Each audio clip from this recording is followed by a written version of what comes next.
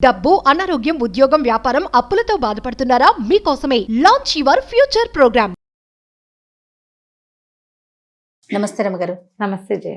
రమగారు, ఏదైనా సరదాగా ఉండే స్టోరీ చెప్తారా? పిశాచాల కథ చెప్తాను ఒకటి. ఓకే. ఇంగ్లీష్ కథే బహుశా ఇది. బహుశా చందమామలోనే వచ్చింది, కానీ ఎప్పుడో 60s 70sలో వచ్చింది. అలాంటి కథలు మనం చాలా వింటూనే ఉంటాం. పూర్వం ఇది దేశ సరిహద్దుల్లో ఉన్న ఒక గ్రామం. ఇద్దరు అన్నదమ్ములు ఉండేవాళ్ళు. అయితే అన్నయ్య భలే తెలివైనవాడు, అంటే డబ్బు చేసుకునే తెలివితేటలు బాగా ఉన్నాయి. అన్నయ్య భార్య ఏంటంటే కొంచెం పిసినారితనమాట. ఆ పిసినారితనంతో ఎంతసేపు భర్తని తమ్ముడికి ఏమైనా ఇవ్వనిచ్చేది కదా, అతను ఇచ్చేవాడు కాదు. ఆస్తి స్వాస్తి పంచుకున్నారు అమ్మా నాన్న గతించాక. పంచుకుంటే తమ్ముడు వాటాకి ఏం పెద్ద రాల, అన్నయ్య వాటాకి వచ్చింది. అతను కొంచెం వృద్ధి చేసుకుని మంచి మంచివి అడిగి తీసేసుకుని, మా నాన్న ముందే నాకు చెప్పాడని, మా అమ్మ ఎప్పుడో నా చేతిలో పెట్టేసిందని అట్లా మంచి మంచి వస్తువులు, వెండి బంగారాలు అన్నీ లాగేసుకున్నాడు. తమ్ముడు చిన్న చిన్నవి ఏవో మిగిలినాయి వాడికి. అతనేం పోట్లాట కోరు కాదు, దేవుడి మీద విశ్వాసం ఎక్కువ, పైగా వస్తుభ్రాంతి లేదు.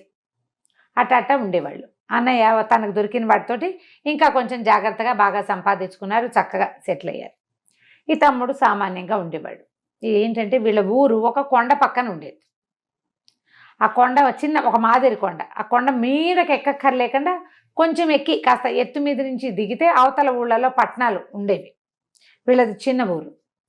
ఈ కొండ నుంచి వెళ్ళేటప్పుడు ఏదైనా వస్తువులు అవి తీసుకెళ్ళి అమ్ముకోవడం కోసం వీళ్ళు ఏం చేసేవాళ్ళు, పంచదార పాకం చేసి పక్క ఊళ్ళో అమ్ముకునేవాళ్ళు. ఆ ఊళ్ళల్లో పాకాన్ని నలుచుకుంటారనమాట అన్నిటికీ. అయితే ఈ తమ్ముడు ఏం చేసేవాడు, రోజు కావిట్లో పంచదార పాకం మోసుకెళ్ళి అమ్మేవాడు. అలాగే పాలు, మజ్జిగ, మనకి నెయ్యి అమ్ముతారు కదా ఊళ్ళల్లో, పాకం అమ్మేవాడు. పంచదార పాకం అంటే సిరప్ లాగా చేసేవాడు అనమాట. అయితే ఈ సిరప్ మోసుకెళ్ళేటప్పుడు ఏమైందిట, ఒకసారి ఈ వెళ్తూ ఉంటే ఒక కాలు తొట్టుబడి పడిపోయాడు. పడిపోతే ఈ రెండు కావిళ్లలో అటోటి ఇటోటి రెండు దుత్తలు ఉన్నాయి పంచదార పాకం. ఆ రెండు ఎగిరి వీడి మీద పడ్డాయి. పడేసరికి ఇతను అడ్డదిడ్డంగా పడ్డాడు. ఆ పడిన పంచదార పాకం బయట గాలికి దానికి ఎండిపోయి బిగిసిపోయింది. వీడు పడిన వాడు అట్లాగే పడున్నాడు, లేవలేకపోయాడు. ఈ పాకం అంటేసింది, పాకం అంతా ఆరిపోయింది. పంచదార పాకం తొందరగా ఆరిపోతుంది కదా. అయితే ఏమైంది, చీకటి పడేసరికల్లా ఆ కోనలో కొన్ని పిశాచాలు ఉన్నాయి. అవన్నీ వచ్చి అబ్బో చక్కెర బొమ్మ దొరికింది మనకి, ఏం చక్క అని చెప్పేసి ఆ బొమ్మ వీడిని ఎత్తుకుని తీసుకుపోయారు. పైనుంచి కింద దాకా పడిపోయింది, నిండిపోయాడు దాంతో, పాకంతో. తీసుకెళ్ళి ఏం చేశారు, సరే చిన్న చిన్న ముక్కలు గిల్లుకుని తిన్నారు. వీడికి మెలకు వచ్చింది. వాళ్ళు మోసుకెళ్ళారు. ఇక్కడేమో చల్లో బిగుసుపోయి పడున్నాడు. అవేమో లోపలికి ఒక గుహ లాంటి దాంట్లోకి తీసుకుపోయినాయి. లోపల కాస్త వెచ్చగా ఉంది. వీడికి అర్థమైంది ఏదో జరుగుతోంది ఇక్కడ అని. అక్కడి నుంచి అవి ఏం చేసినాయి, ఎవరికి వాళ్ళకి కనపడడం కోసం ఏం చేసినాయి, ఒక బ్యాగులోంచి ఒక జేగంట లాంటిది తీసినాయి. చేతి గంట ఇట్లా కొట్టేది. ఆ జేగంట టంగుమని కొట్టంగానే దీపాలు వెలిగినాయి. అంది కూర్చుని కాస్త కాస్త గిల్లుకుని తిన్నాయి పంచదార వీడి మీద నుంచి పాకం. అక్కడి నుంచి ఏమనుకున్నాయి, శుభ్రంగా తినేసి పడుకుందాము, మనం ఇంకా అన్నం తినాలి, తిండి తినాలి. తిండికి ముందు స్వీట్ ఎక్కువ తింటే అన్నం సహించదు, కాబట్టి అన్నం తినేసాక రాత్రికి మళ్ళీ లేస్తాం కదా షికార్కి వెళ్ళి. షికార్కి వెళ్ళేటప్పుడు స్వీట్ తిని కనుక షికారు వెళ్తే ఓపిక్గా ఉంటుంది, బాగా తిరగలుగుతాం అని భావించినాయి. వీడు పడుకునే ఉన్నాడు. అయితే ఇవన్నీ ఆ జేగంట మోగించి ఏమిటేమిటో రకరకాల పదార్థాలు వచ్చేలాగా చేసుకున్నాయి, తిండి పదార్థాలు. వీడు పడుకున్నట్టే తలకాయ పక్క తిప్పి చూస్తున్నాడు. చూస్తుంటే అవన్నీ పళ్ళు అడిగింది ఒకటి, కూరలు అడిగింది ఒకటి, పచ్చళ్ళు అడిగింది ఒకటి, ఏవో జ్యూసులు ఏవి అడిగితే అవి వచ్చి బల్ల మీద ఏర్పడ్డాయి. పిశాచాలన్నీ ఆ గంటని ఒక బ్యాగులో దాచేసినాయి. అక్కడే కూర్చుని శుభ్రంగా తిన్నాయి. వీడికి తెలిసింది ఆ గంట మోగిస్తే తిండి వస్తుంది అని. వీడు అలా కూర్చుని ఇవన్నీ తిన్నాక కాసేపు అన్నీ ఒరిగి పడుకున్నాయి. వీడు పడుకునే ఉన్నాడు. ఒరిగి ఒక గంట విశ్రాంతి తీసుకుని మొత్తం పిశాచాలని రైమని బయటికి వెళ్ళిపోయినాయి షికారుకి. తినేసి షికారుకి వెళ్ళింది. ఇప్పుడు పంచదార ఇప్పుడు తినద్దు, చక్కెర బొమ్మలు ఇప్పుడు తినకూడదు, తిరిగి వచ్చేసరికి అలసిపోయి వస్తాం, అప్పుడు తింటే కావాలంటే పడుకోవచ్చు లేకపోతే వెళ్ళచ్చు, ఇట్లా ఆలోచించుకుని ఇంకా వీడు జోలికి రాలా. వీడు మాత్రం ఆ తెల్లపాకం ఒళ్ళంతా బిగిసిపోయి అక్కడ చూస్తున్నాడు. సరే వీళ్ళన్నీ వెళ్ళిపోగానే వీడు ఏం చేశాడు, ఒక్క ఉదుటం లేచి కాస్త గట్టిగా విదిలించుకున్నాడు. పంచదార మడతల్లో అంతా బిగిసిపోయింది కదా, వీడు లోపలికి వచ్చేసరికి ఒళ్ళు వెచ్చబడింది, చలి తగ్గిపోయింది. గట్టిగా విదిలిచ్చేసరికి ఆ బెతికలుగా ఉన్నదంతా ఊడిపోయింది. గభాలను వెళ్ళి ఆ సంచిలో ఉన్న జేగంట మోగిచ్చాడు. రొట్టెలు పప్పు కూర అడిగాడు. అవి రాగానే తినేశాడు. ఎప్పుడు పడ్డాడు వీడు? సాయంకాలం 4ంటికి పడిపోయాడు. ఆకలిస్తుంది కదా పాపం. మరి అర్ధరాత్రి అయింది, ఆకలేదు. తినేసి ఆ జేగంట నా సంచిలో పెట్టి సంచి సంకలో పెట్టుకుని వచ్చేసాడు. బయటకు వచ్చాడు. ఇంటికి వెళ్ళే దారి వెతుక్కుంటూ, వాడికి తెలుసు కదా ఆ కోనల మీద దారులు. అదే ఇంటికి వెళ్ళిపోయాడు. పెళ్ళంతా తెల్లబోయింది. ఇంటికి వచ్చేసరికి ఇదేమిటయ్యా ఇట అయ్యావు, అదేంటి ఒళ్ళంతా పాకంగా అట్లా అయిందంటే, ఉండవే కాస్త వెన్నీళ్ళు పెట్టు స్నానం చేస్తానని స్నానం చేసి ఎవరికి చెప్పద్దు, మనకి ఒక విచిత్రమైన వస్తువు దొరికిందని చెప్పాడు. అక్కడి నుంచి రోజు ఇంకా తిండికి బాధ లేదు కదా, ఆ గంట కొట్టడం. వీళ్ళు అత్యాస పరులు కాదు. మామిడి పండు కావాలి, ఎండాకాలం మామిడి పళ్ళుగా, శీతాకాలం కూడా మామిడి పళ్ళు కావాలి, శీతాకాలం మల్లెపూలు కావాలి, స్టైల్ వాళ్ళు కాదు. ఇప్పుడు దొరికేవే ఇప్పుడు కావాలని కోరుకుంటారు. మనకి నిజం, మనకు అవకాశం వచ్చింది అనుకో జయ, మనం చేయమా? చేస్తామండి. ఎక్కడికి అసలు మామూలుగా ఎవరైనా సలహా చెప్తారు, మంచి మాట చెప్తారు అంటేనే, మా అబ్బాయి అన్నం తింటలేదు ఏం చేయాలి, నువ్వు అన్నానికి ముందు చాక్లెట్ పెట్టావనే సంగతి చెప్పకుండా రెస్లెట్ ఇలాగా దొరికితే చాలు. అవకాశం దొరికితే ఏది కావాలంటే అది వస్తుందంటే మనం భూలోక పదార్థాలు వదిలేసి బ్రహ్మలోక పదార్థాలు కోరుకుంటాం కదా. కానీ వీడు అలాంటి వాడు కాదు, మంచివాడు పాపం, మంచివాడు. 2 పూట్ల హాయిగా తిండి వచ్చేసేది. అయినా కూడా వీళ్ళు కష్టపడి పని చేసుకునేవాళ్ళు, సంపాదించుకునేవాళ్ళు. తర్వాత ఏమైంది, రోజులు గడిచే కొందికి తమ్ముడికి తిండి దొరుకుతోంది అనే విషయం అన్నయ్యకి అర్థమైంది. ఓకే. ఎవరైనా చుట్టాలు పక్కాలు వచ్చినప్పుడు వీడు గంట కొట్టి ఆహారం తెచ్చుకునేవాడు. వీళ్ళు వండట్లేదు వచ్చేస్తోంది అనేది తెలిసింది అన్నకి. అక్కడి నుంచి ఓ రోజు వచ్చి కూర్చున్నాడు భోజనానికి. మరి అన్నయ్య వచ్చాడు, ఇవాళ అన్నం పెట్టమన్నాడు. ఏం చేస్తారు వీళ్ళు? లోపలికి వెళ్ళి గంట కొట్టారు, చూసేసాడు. చూసేసరికి ఏమిట్రా ఏదిరా అదిరా ఎదురా అని అడిగాడు. వీడికి గంట కొడితే అన్నమే కాదు చాలా వస్తాయి, వాడికి తెలుసుకున్నాడు. కానీ ఎప్పుడు కొట్ల, తిండికి తప్ప రెండో పనికి అతను ఆ గంట కొట్టలేదు. వాడకుండా ఉండిపోయాడు. అన్నయ్యకి చెప్పేసరికి సరే అన్నయ్య మొత్తం అడిగాడు. అడిగితే ఇట్లా పంచదార పాకం ఇలా అయ్యింది, వాళ్ళు అవి నన్ను తీసుకెళ్ళి అక్కడ గంట కనబడితే తెచ్చుకున్నాను అన్నయ్య అని చెప్పారు.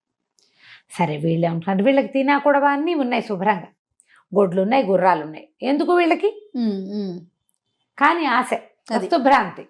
వాళ్ళు ఏమనుకున్నారు, మొగుడు పెళ్ళాం ఆవిడ పెళ్ళాం అంది, ఏమయ్యా నువ్వు మాత్రం ఇక్కడ ఎందుకుంటావు, పంచదార పాకం చేసిస్తే మీ మరదలకు వచ్చింది నాకు రాదా, పట్టుకెళ్ళు చూద్దామంది. సరే పంచదార పాకం 2 దుత్తల నిండా చేసి ఇచ్చింది. వీడు పోయి తమ్ముడు ఎక్కడ పడ్డానని చెప్పాడో అక్కడే పడ్డాడు. కావాలని పాకం అంతా పూసుకున్నాడు, పడుకున్నాడు. చలికి బిగిసిపోయాడు. చూస్తున్నాడు ఏమైనా వస్తాయని. మధ్యలో నిద్ర పట్టేస్తుంది కానీ మెలకుగానే ఉన్నాడు. పిశాచాలు వచ్చి చూసినాయి. కిందటిసారి చక్కెర బొమ్మని తీసుకెళ్తే అది జేగంట కొట్టేసింది. జేగంట పోయింది, వాటికి తెలుసు కదా. దీని సంగతి చూద్దామని దీన్ని పట్టుకెళ్ళి లోపల పెట్టుకున్నాక ఏమైంది, పెట్టుకున్నాక ఏమనుకున్నారు, ఇక్కడే వదిలేసామనుకో ఈ చక్కెర బొమ్మ ఇది పట్టుకెళ్ళిపోతుంది, అందుకని దీన్ని చక్కెరగా ఉంచద్దు, చక్కెరని కరగబెట్టేసుకుందాం. తలా కాస్త చెంచాతో తీసుకుని మరి చిన్న కప్పులతో తీసుకుని తాగచ్చని మనం మంట పెట్టి ఓ గిన్నె పెట్టి దాంట్లో దాన్ని నీళ్ళు మరగబెట్టి వీడిని ఎత్తి అందులో కూర్చోబెట్టి వీడు లబో అదిబోమని కేకలు పెట్టి పరిగి అరిచేసరికల్లా బయటికి తీసుకొచ్చాక దొంగ వెధవ కిందటిసారి ఇలాగే వచ్చి మా జయగడ్డ తీసుకుపోయావు, నీ పని చెప్తా ఉండని పిశాచాలన్నీ కలిసి వీడు ముక్కు పుచ్చుకొని లాగేసినాయి. ఇట్లా ముక్కింత బారుగా అయిపోయింది, 7 మూరల పొడుగు ముక్కు వచ్చేసింది. అంత వచ్చింది. వచ్చాక అక్కడి నుంచి ఎత్తి కొండ మించి కిందకి విసిరేసి. మూరంటే ఇంత కదా రమ్మగారు, 7 మూరల ఎట్లా రమ్మగారు మిమ్మల్ని దాటుకొని వెళ్ళిపోయింది అంతే. ఏం చేస్తాడు, ముక్కు చుట్టుకుని వెళ్ళాడు. ఉంది. ఏం చేస్తాడు, అక్కడి నుంచి తలుపు కొట్టాడు అర్ధరాత్రి. అలాగే ఒంటి నిండా పాకం వేడి నీళ్లు, కాస్త నీళ్ళను కొంచెం కరిగిపోయాడు. ఈ ముక్కు చుట్టుకుని మరేం చేస్తాడు, వెళ్ళి తలుపు కొట్టేసరికల్లా పెళ్ళాం వచ్చి తలుపిస్తుంది. ఏమిటయ్యా ఇలా ఉన్నామంది, నీ బొంద పెట్టా నా ముక్కు మీద నుంచున్నావే అని అరిచాడు. అప్పుడు దీపం పట్టుకొని చూస్తే ఏముంది, మొగుడు ఎక్కడో ఉన్నాడు, వాడి ముక్కు ఎక్కడో ఉంది. అయ్యో ఇదేమిటయ్యా ఇలా అయిందంటే, నాకు గాలి అట్టలేదు, నాకు అది కావట్లేదు, ఆ ముక్కు మూసుకోలేడు, నడవలేడు, కూర్చోలేడు, ఏం చేయాలో తెలియదు. అక్కడి నుంచి అర్ధరాత్రి వాళ్ళ ఆవిడ పరిగెత్తుకుంటూ వెళ్ళి మరుదిని లేపుకొచ్చింది. నిద్ర లేపిద్ది. మా అన్నయ్యకి ఏదో అయిపోయింది, రారా బాబు చూద్దుగా నేను అనేసరికల్లా వీడు కాస్త లోపలికి వచ్చి తీరా చూస్తే ఏముంది, అన్నయ్య ఏమో ములుగుతూ పడి ఉన్నాడు, వాడి ముక్కు అంత బాగా అక్కడెక్కడో ఉండేసరికి అక్కడి నుంచి ఏమనుకున్నాడు, అయ్యో వదిన ఇట్లా జరిగిందే, సరే నేను ప్రయత్నం చేస్తాను ఉండని పిశాచాల దగ్గరికి వెళ్ళాలి ఇప్పుడు. సరే ఏం చేశాడు, ఆ చీకటి మాటనే ఇలా అంతర్పుచ్చుకుని అక్కడికి వెళ్ళాడు. ఓ రోజు గడిచిందని చెప్తానులే. సరే వీడు పైనుంచి విసిరేశారు కదా, ఆ. సరే ఈ వదిన ఈ పూటకు ఉండనివ్వు, రేపు చూద్దాం అని చెప్పి ఎట్టగొట్ట ఆ ముక్కు ఊడిపోయిన ముక్కు పొడుగుగా ఉన్నవాడిని అలాగే పడుకోబెట్టారు.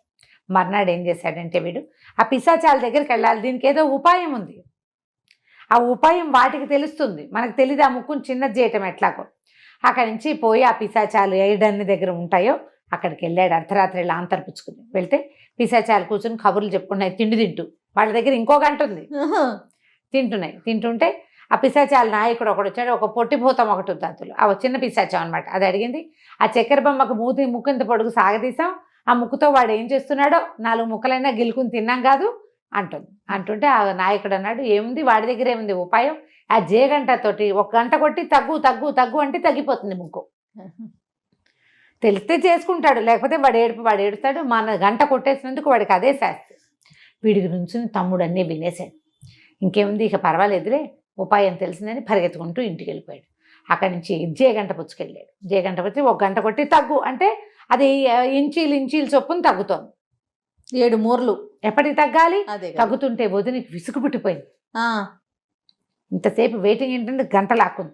తమ్ముడు వరిది కావాలని చెయ్యట్లేదేమో, నిదానంగా చేస్తున్నాడు, ఇలా కాదని లాక్కుని ఆ గంట నేలకేసి టంగుడు తగ్గు తగ్గు తగ్గు తగ్గు తగ్గు తగ్గు తగ్గు అని కొట్టేసి చివరికి మొత్తం తగ్గిపోయి ముక్కు తగ్గిపోయి మొత్తం తగ్గిపోయింది, ముక్కు అంతా పోయింది. కొంత మటుకు వచ్చాక ఆపుకోవాలి కదా, ఈ తగ్గు తగ్గు అని చేసేటప్పటికి ముక్కు కాస్త పోయింది, ముక్కిడి అయిపోయాడు, ముక్కులేని వాడైపోయాడు వాడు చివరికి. ఇంకా అప్పుడేం చేస్తారు, రా అంటే రాదు, తగ్గటం వరకే అది తగ్గిపోయింది. ఇక ఏమీ లేక ఈ పెళ్ళాం తొందరపాటు వల్ల, మొగుడి తొందరపాటు వల్లేమో అక్కడికి వెళ్ళాడు, పెళ్ళాం తొందరపాటు వల్లేమో ముక్కు కాస్త పోయి అన్నయ్య ముక్కిడే అయిపోయాడు. తమ్ముడు ఏం చేస్తాడు, అయ్యో అయ్యో అయ్యో అన్నాడు, అయ్యో లేదు ఇంకేం లేదు, ముక్కు లోపలికి వెళ్ళిపోయింది, ఇంకేం లేదు అక్కడ. ఆ తర్వాత ఇంకా తమ్ముడు ఫోన్లే, అన్నయ్య నువ్వేం పని చేయలేవు, బయటికి వెళ్తే అందరు నేను చూసి నవ్వుతారు, నీకు కూడా తిండి నేనే ఏర్పడతాను, ఈ గంటతోనే వాడుకుందాం ఇద్దరం అని చెప్పేసి అన్న తమ్ముడు ఇంక అప్పటి నుంచి కలిసి ఉండటం మొదలుపెట్టారు. కథ కంచికి మనం ఇంటికి.